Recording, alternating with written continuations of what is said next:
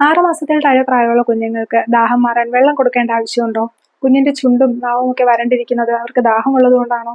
ആ സമയത്ത് വെള്ളം കൊടുക്കാൻ പാടുണ്ടോ? കുഞ്ഞിന് വേണ്ടിയിട്ടുള്ള ജലാംശവും മറ്റു പോഷകങ്ങളും എല്ലാം മുലപ്പാലിൽ തന്നെ അടങ്ങിയിട്ടുണ്ട്. മുലയൂട്ടുന്ന സമയത്ത് ശരീരം ഉൽപ്പാദിപ്പിക്കുന്ന മുലപ്പാലിൽ നിന്ന് ആദ്യം പുറത്തേക്ക് വരുന്ന 70% ഫോർ മിൽക്ക് എന്ന് പറയുന്നു. ഇത് കൂടുതലും ജലാംശം അടങ്ങിയ മിൽക്കാണ്. കുഞ്ഞിന്റെ ദാഹം മാറാൻ ഈ ഫോർ മിൽക്ക് തന്നെ ധാരാളമാണ്.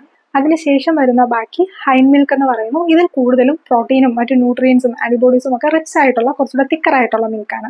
ഇത് കുഞ്ഞിന് വിശപ്പ് മാറാനും വെയിറ്റ് കൂടാനും ഒക്കെ ഹെൽപ്പ് ചെയ്യുന്ന മിൽക്കാണ്. കുഞ്ഞിന് ആവശ്യമുള്ള വെള്ളം നമ്മുടെ മുലപ്പാലിൽ നിന്ന് തന്നെ കിട്ടുന്നത് കൊണ്ട് പ്രത്യേകിച്ച് വേറെ വെള്ളം കൊടുക്കേണ്ട ആവശ്യമില്ല. ഇനി അങ്ങനെ വെള്ളം കൊടുത്തു കഴിഞ്ഞാൽ അവരുടെ പൂർണ്ണ വളർച്ചയെത്താത്ത കിഡ്നികൾക്ക് ഡാമേജ് ഉണ്ടാകാനുള്ള സാധ്യതയുണ്ട്.